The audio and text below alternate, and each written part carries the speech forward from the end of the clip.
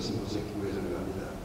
제가 이 중학교에서 35살에 와가지고 평생을 목회했기 때문에 이 종로에서 계속해서 우리를 하셨기 때문에 가까이 지내시던 이종선 교수님 모시는 것을 기쁘게 생각합니다. 일본사관학교 16기에 졸업을 하시고 전역하신 후에 11대에서부터 14대까지 종로에서 국회의원을 해보셨습니다. 새정치 국민의 부총재를 역임하셨고 김대중 대통령이 수위원장으로 수고하셨으며 국가정보원 원장으로 일을 많이 하셨습니다. 지금은 인터내셔널 비즈니스 포럼 이사장으로 계시면서 국립대한민국 임시정부 기념관 건립위원장으로 지금 수고하고 계십니다. 책이 여러 권인데 그 중에서 새로운 시대를 열어야 한다, 또 세계로 가는 길을 모사와라, 특별히 배고로 소품을 보유하지 않다 같은 여러 가지 책이 있으십니다. 이렇게 저서 활동도 하시고 정부에서 일하시고 안에서 여러 가지 일하셨는데 지금 특별히 여러 가지 어려운 시기에 오셔서 대단히 귀한 말씀을 해주시겠습니다. 나오실 때 뜨거운 박수로 환영해 주시기 바랍니다. 나오십시오.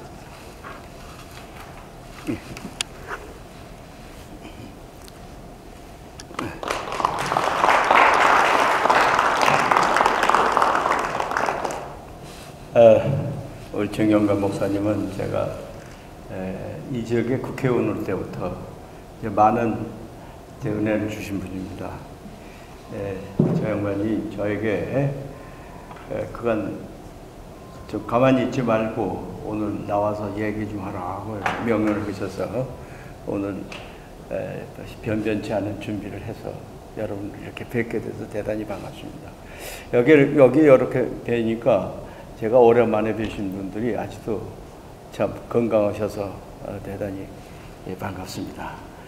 오늘 제가 말씀드릴 내용은 이제 한미 동맹을 주로 말씀드리고자 하는 건데 화면이 있기 때문에 제가 앞에서 가리는 것보다는 옆에서 서서 설명을 드리는 것으로 강의를 좀 진행하겠습니다.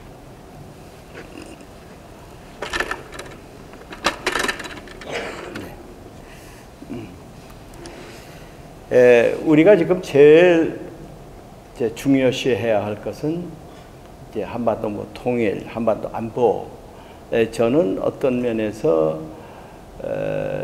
우리가 제일 중요시하는 것을 오히려 지금 소홀히 다루고 있지 않나 하는 그런 감을 갖고 있습니다. 그래서 다시 한번 이게 우리가 소홀히 할 수 없는 것을 다시 강조하면서 가는 것이 옳지 않나 이렇게 생각이 돼서 제가 여러분께 그동안에 이제 한미 관계가 어떻게 발전이 됐느냐 하는 것을 여러분께 소개를 하고자 합니다. 제가 이제 역사를 이렇게 책을 보면서 두 분의 이 말씀이 저에게 지금 현 시점에서 와닿는 것 같아요. 하나는 연암 박지원 선생이라고 아마 열하일기를 쓰신 분이죠. 네, 그런데 그분이 우리의 강토가 어떤 외세의 침략에 의해서 이렇게 오그라져 들어간 것이 아니라 항상 우리 스스로가 잘못해서 이 반도로 내려왔다 이거죠. 우리가 저 만주 일대도 다 그 옛날에 고조선 때는 다 고구려 때는 다 우리 땅이었지만은 그것이 전쟁으로 이렇게 우그러져 내려온 게 아니라 스스로 이렇게 우그러져 내려왔다. 그래서 반도 국가가 되어버렸다 이게. 근데 반도 국가로 남는 것도 이게 또 우리 스스로의 어떤 구심점이 없어가지고 미국과 소련 냉전 세력에 의해서 분단이 됐다 이거죠. 그러니까 이제는 한반도도 제대로 차지하지 못하고 지금 반쪽만 대한민국이 주권이 행사할 수밖에 없는 그런 상황이 됐는데 상당한 책임은 제가 우리 스스로가 아까 목사님 말씀처럼 이스라엘과 유다가 한데 뭉쳐서 하나가 되어야 될 텐데 이것을 우리는 이루질 못한 것이 대단히 참 지금 생각하니까 자꾸 반성이 됩니다. 그래서 저는 또 한 분의 말씀 단재 신철호 선생이 뭐냐, 영토를 잃은 민족은 재생할 수 있다. 그러니까 우리가 비록 지금 남쪽, 북쪽이, 남북이 갈려져 있지만 이건 재생 가능하다. 그런데 만약에 역사를 잃으면은 재생할 수가 없다 이거죠. 우리가 왜 이게 이렇게 갈려져 있느냐, 왜 우리가 반도 국가로 이렇게 움츠러들 수밖에 없느냐 하는 그 역사적인 교훈을 얻지 못하면은 이건 영원히 이렇게 우리가 갈라져 있을 수밖에 없다 이거죠. 그래서 영토를 잃은 민족은 재생할 수 있어도 역사를 잃은 민족은 재생할 수 없다. 그 실제적인 예를 들겠습니다. 저는 성경 말씀 다 하시니까 제가 굳이 설명을 안 드리겠고, 다만 유대 민족은 2000년 동안 로마에서 쫓겨나가지고 전 세계에 방황했습니다. 전 세계에서 방황해가지고 심지어 나치스에 의해서 몇백만 명이 죽고, 그냥 나치스만 죽였느냐? 그렇지 않습니다. 많은 데서 유대인은 항상 외롭게 지낼 수밖에 없었습니다. 소외될 수밖에 없었습니다. 나라 없는 민족으로서 천대받을 수밖에 없었습니다. 그런데 1897년에 전 세계의 유대인의 대표라고 할 수 있는 데오돌 헤르슬이라는 사람이 스위스 바젤에서 전 세계 유대인 민족 대표들 다 모아서 우리가 이렇게 살 수는 없지 않느냐. 이제는 새로운 각오를 해서 옛 땅을 찾아가자. 옛 땅을 찾아가자는 운동이 시오니즘입니다. 옛 땅을 찾아가는 거죠. 그럼 지금 저 유태에는 모든 정당이 많은데요.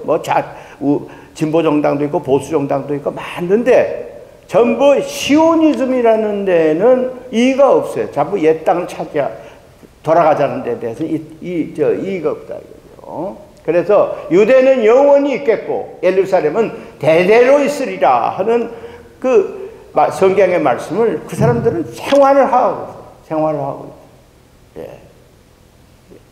그래서 1948년에 우리도 정부를 세웠지만은 유대도 새로운 오늘날 이스라엘이라는 나라를 다시 건국을 했다 이거죠. 우리하고 같이 시작한 겁니다. 근데 이 다음에 보세요.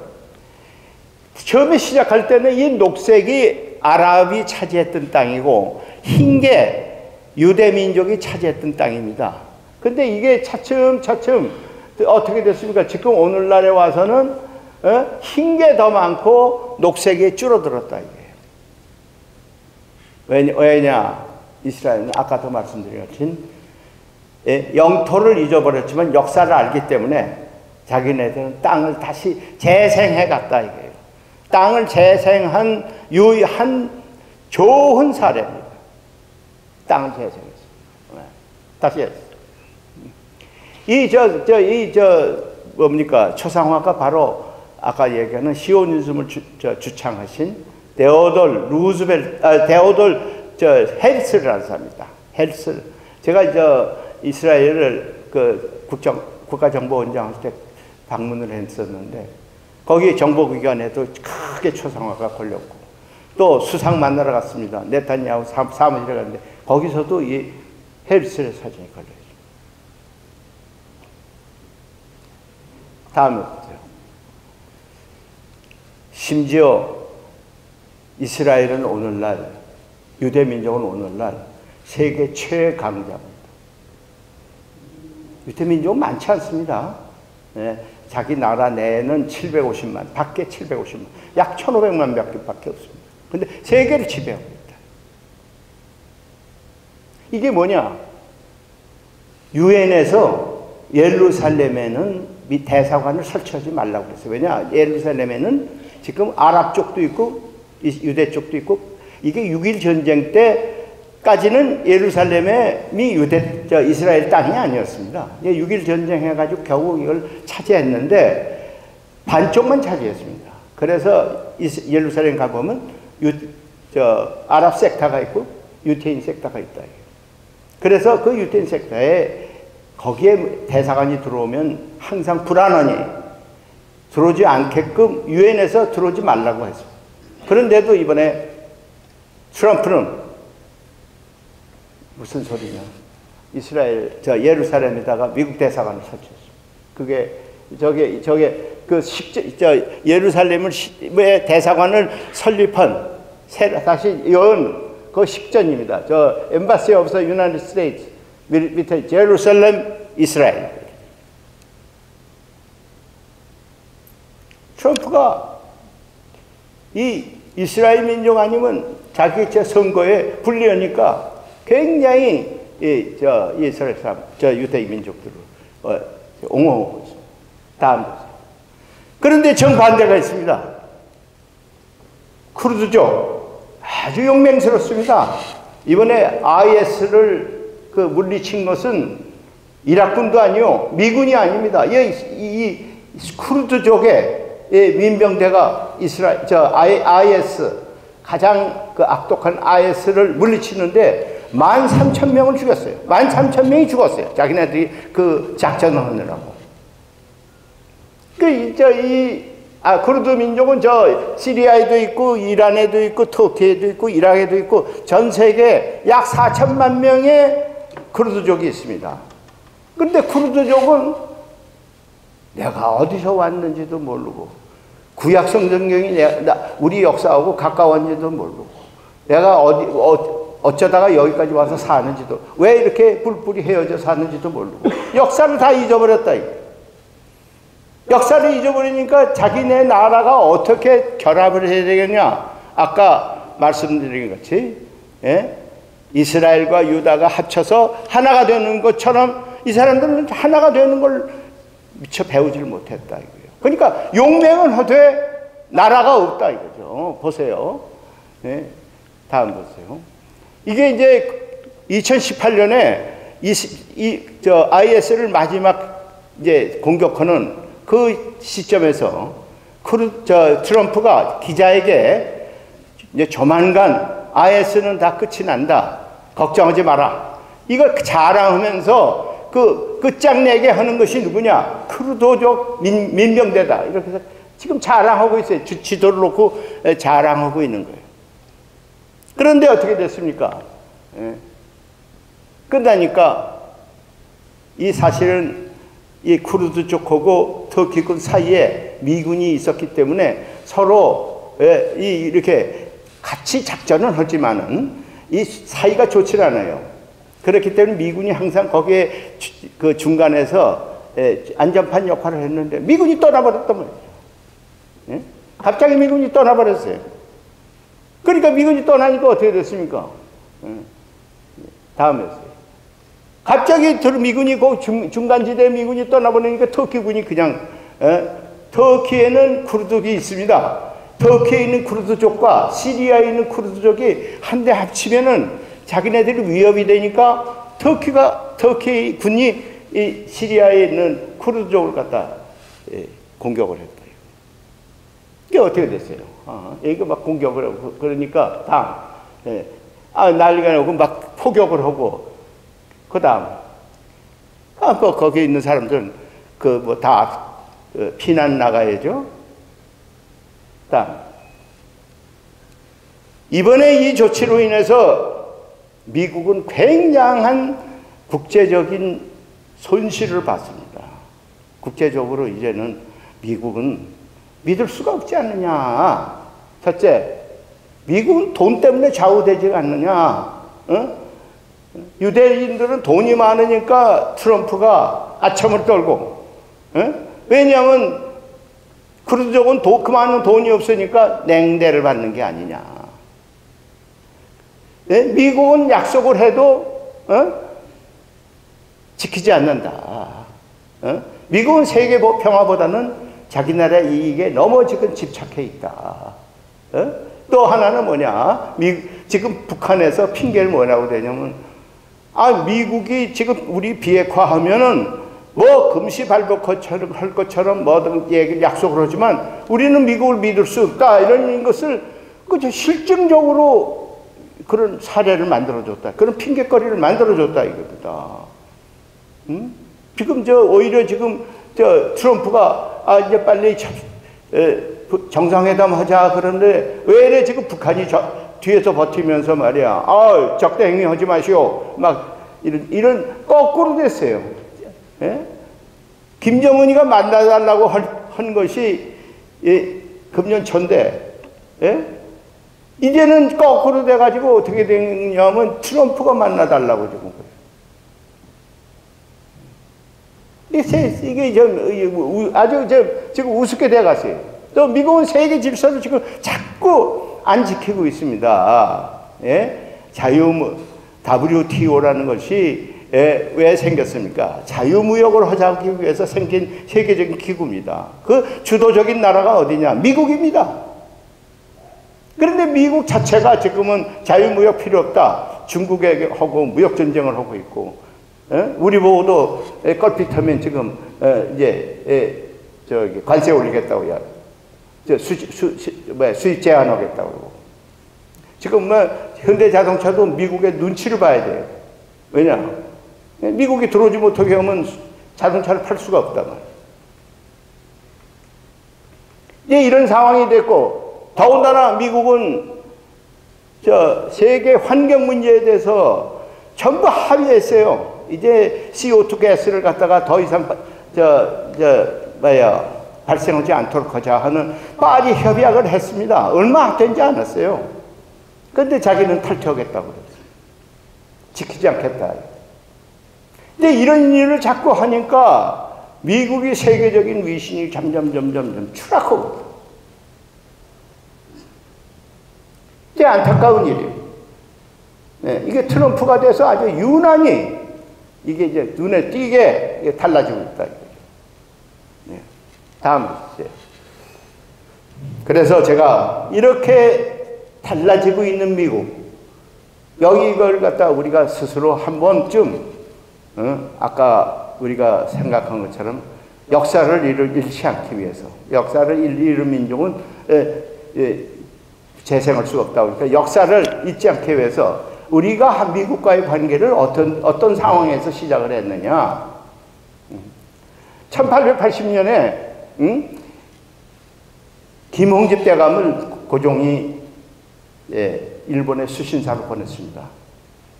수신사라는 것은 사실 일종의 그때 나라가 어떻게 돌아가고 있는지 정보 활동하는 것이 최고의 목표입니다. 근데 거기 가서 있으니까 천국 외교관인 황준헌, 중국말로 황준생인데 우리 황준헌이죠. 황준헌이라는 사람이 찾아와서 책을 한 권 주고 갔어요. 책. 네, 다음. 이 책이 뭐냐? 조선 책략이라는 책. 이 사람이 천국 황준헌이라는 사람인데 조선 책략이라는 책을. 예, 이 책에 뭐라고 써있냐? 다음. 예, 그 위에 한문보다도 밑에 있어요. 오늘날 조선의 책략은 러시아를 막는 일보다 더 급한 것이 없다. 이렇게요. 그 당시에는 러시아 세력이 남하하니까, 요거를 막는 것이 가장 중요하다. 천국 사람의 이야기입니다. 여기다 러시아를 막는 책략은 무엇이냐? 중국과 친해라. 친중국해라.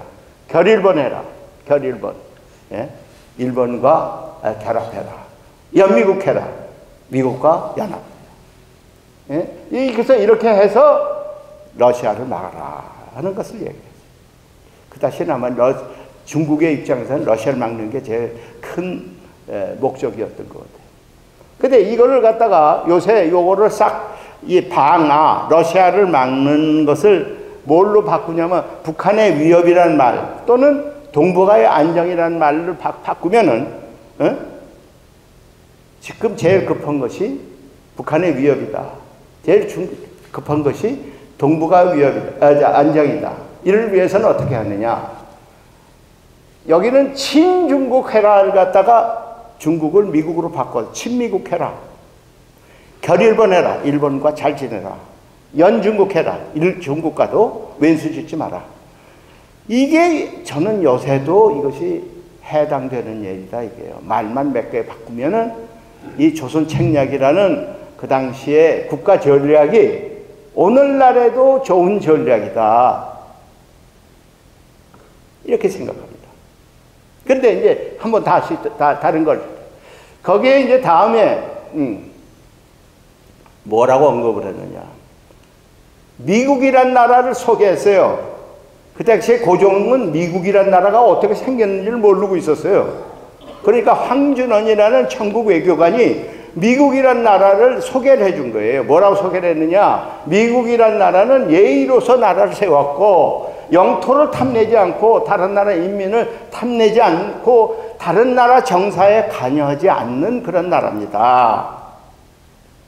이게 고종에게 이 황준한의 책에 이렇게 언급된 내용을 김홍지 대감이 그 내용을 고종에게 미국이란 나라는 벌써 예의를 잘 지키고 영토의 야욕이 없습니다. 그 나라는 다른 나라를 지배할 생각이 없는 나라입니다.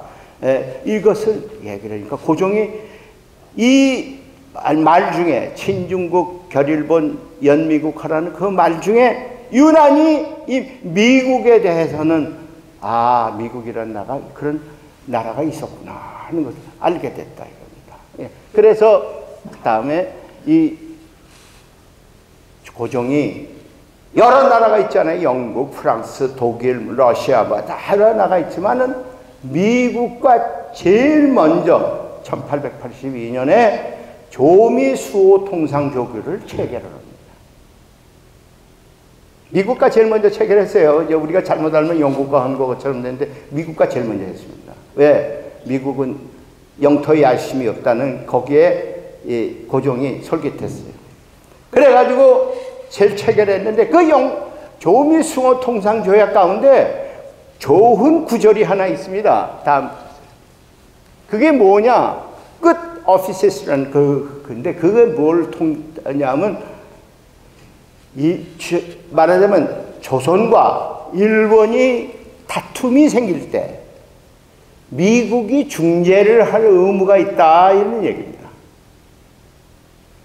근데 그것을 어떻게 표현했느냐? 만약에 한 나라가 다른 나라와 제3국과 다툼이 생길 때는 상호간에 중재를 해줄, 그럴 거 아니에요. 미국도 어떤 나라와 다투면 한국이 중재했는데 그런 예는 별로 없지만 고종이 조약이라는 건 어떻게 한쪽만 얘기할 수는 없는 거니까 거기다가 어떻게 언급을 이렇게 객관적으로 언급은 했지만은 실제로는 고종이 바라는 건 뭐냐? 그때 일본이 청일전쟁 끝나고 나서는 계속해서 뭔가 우리의 영토의 야욕을 가지고 지금 자꾸 괴롭히고 있으니까 미국이 중재를 해주시오. 미국이 중재를 해주시오 하는 것을 아쉬워서 그 조항을 딱 넣은 것이 이 거중조정 조항입니다. 그런데 이거를 제일 잘 써먹은 사람이 누구냐? 이승만 대통령. 이승만 대통령 계속해서 미국 가서 1904년에 이 양반이 나중에 내가 다시 얘기해. 1904년 미국 갔지만 미국 쪽에다가 뭐라고 자꾸 얘기하느냐? 놈이 왜 너희가 조미수호 통상조약을 지키질 않느냐? 너 지금 우리가 일본하고 이런 아주 긴박한 상황에 들어갔는데 너희가 나서서 중재를 해야 될 텐데 왜 중재하지 않느냐? 미국 사람이 죽겠죠. 자꾸 그런 얘기를 하니까. 네. 제일 미국을 코너로 몰게 하는 것을 제일 많이 주장한 분이 누구냐? 이승만 대통령. 그래서 나중에 이승만 대통령은 심지어 1954년에 한미 방위 조약을 맺을 때 그 거중조정이랑 항을 방위 협력으로 바꿔놓았어요. 그게 그 양반이 역사를 알기 때문에, 역사를 미국이 지키지 않았던 거중조정을 지키지 않았던 역사를 알기 때문에 이걸 항을 바꾼다. 다시 다음 주. 이거 다시 원점으로 들어갑니다. 이 박사가 1899년부터 1904년에 한성 감옥사에서 감옥살이를 했어요. 다음. 그런데 자꾸 일본이 들어오고 미국에다가 고종이 뭔가 파견해서 얘기를 해야 될 텐데 물어봤어요. 아, 우리나라에서 지금 영어 제일 잘하는 사람 누구지? 그러니까 한기설 대감이 이승만이라는 청년입니다. 그러니까 그 어디 있어? 한성 감옥소에 있습니다. 아, 그래? 그 내놔. 그 내놨어. 지금 내놔가지고 그 양반이 상동교회 감독, 상동 청년학원의 감독으로 잠시 있었어요. 있을 때 미국 갈 준비해라. 그래서 부랴부랴 미국 갈 준비를 시작했어요. 그래서 1905년에 미국으로 갔습니다.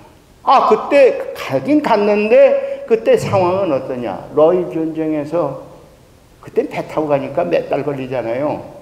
일찍이 떠났지만은 미국 도착하기도 전에 러일 전쟁은 끝나버렸습니다. 일본이 이겨버렸어요.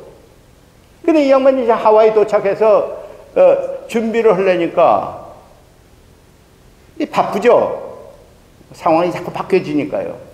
그런데 이 양반이 영어는 한성 감옥소에서 영한 사전을 만들 정도로 영어를 잘 하시는 분이지만 막상 이렇게 대화한다는 영어는 또 좀 다르니까 거기 있는 윤병구 목사를 같이 가자. 그래서 그 양반하고 데리고 그것도 또 사실은 미국의 기독교 감리교 감독이 속에 편지를 써서 겨우 만난 겁니다. 대통령을 함부로 만날 수 있나요? 기독교 나라니까 그 감독이 잘 편지를 써가지고 가서 만났습니다. 어디서 만나냐? 오이스터 베이라는 여름 대통령 여름 별장에서 만났습니다. 둘이서 저렇게 옷을 아주 깨끗이 입고 갔습니다. 가가지고 루즈벨트 대통령 보고 아니 거중 조정을 해주셔야 되지 않습니까? 한조미 수호 통상 조약이 있는데 거중 조정을 해셔야지. 아, 지금 러시아 전쟁 끝나가지고 일본이 우리를 막 그냥 점령할 듯이 달려들고 있는데 이건 안 되지 않는 거냐. 그 루즈벨트 대통령이라는 사람이 아주 구레입니다. 나는 우리 미국 역사상 루즈벨트라는 이름을 가진 대통령이 2명이 있어요. 이 대통령, 데오돌, 미국에서는 테디라고 그러죠. 테디 대통령, 테디 루즈벨트라고 그러죠. 데오돌 대통령, 데오돌 루즈벨트 대통령. 또 한 분은 프랭클린 루즈벨트 대통령. 아, 프랭클린 루즈벨트라는 대통령은 우리를 분단시키는 아주 주역으로 한 사람이니까 역사상 루즈벨트 대통령 2분이 있는데 2분 다 한국에 대해서는 그렇게 제 인상이 좋지 않은 타입이죠. 그런데 이분이 얘기를 들어보니까 이게 맞는 말이거든요. 예?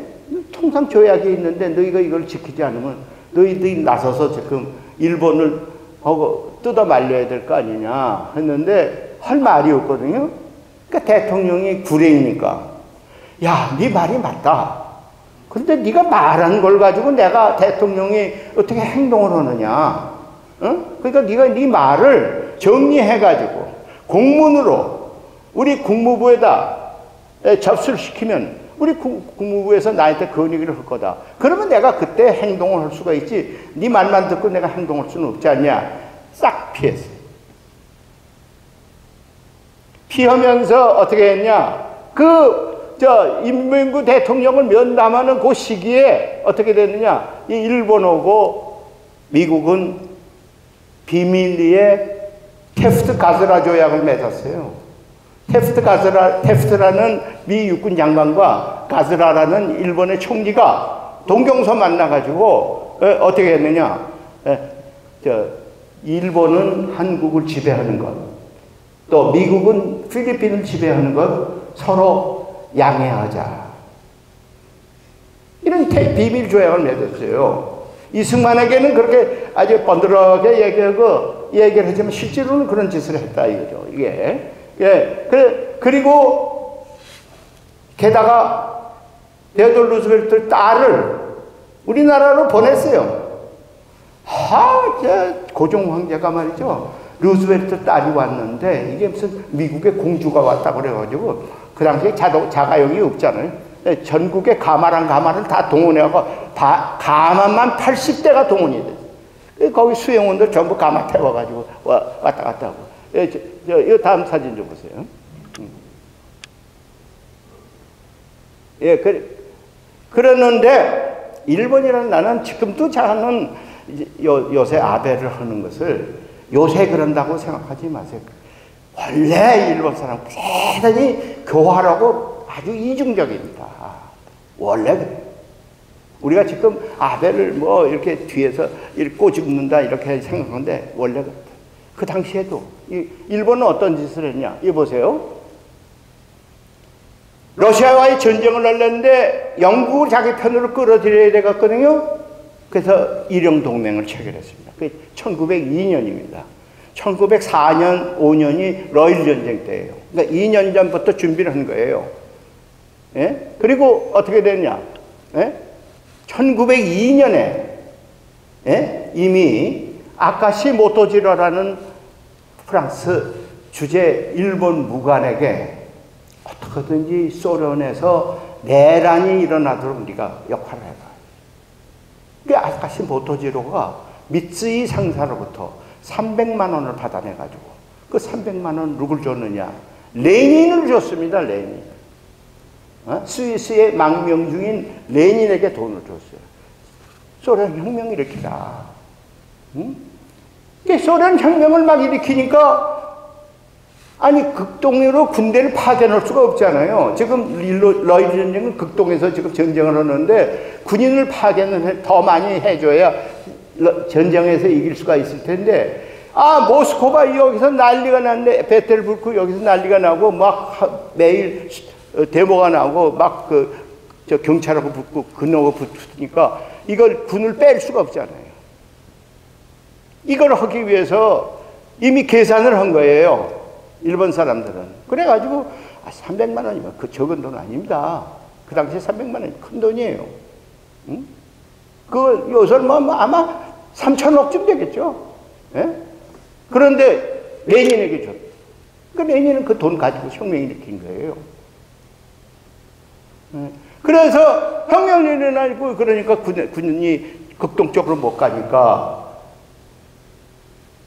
동맹을 맺어서 일용 동맹을 맺어서 스에즈 운하에 배가 못 통과하지 못하도록 딱 막아버리고 군은 제한된 지역군만 가지고 싸움할 수밖에 없도록 만들고 그러니까 일본이 이긴 거예요. 그래서 러일 전쟁이 이기자. 러일 전쟁도 오래 끌면 일본이 국력이 그걸 지탱하기가 어렵습니다. 그러니까 어떻게 되느냐? 초기에 이겨버리고 이 전승의 과일을 따먹자 해서 미리 이 가네코 겐타로라는 사람을 미국으로 파견합니다. 이 사람이 누구냐? 데오도르 루즈벨트하고 하버드 대학교 동기 동창이에요. 그러니까 미리 보냈어요. 미리 보내가지고 이 사람이 딱 루즈벨트 대통령 보고 야, 우리가 러일로 전쟁하고 있는데 네가 평화협상에 나서라. 네가 그래갖고 나서겠어. 그러니까 이 친구 말 듣고 데오도르 루즈벨트가 포츠마스 조약에서 평화협상을 맺는데 주역을 했습니다. 왜냐면 전쟁 오래 끌면 왜 일본이 불리하기 때문에 말입니다.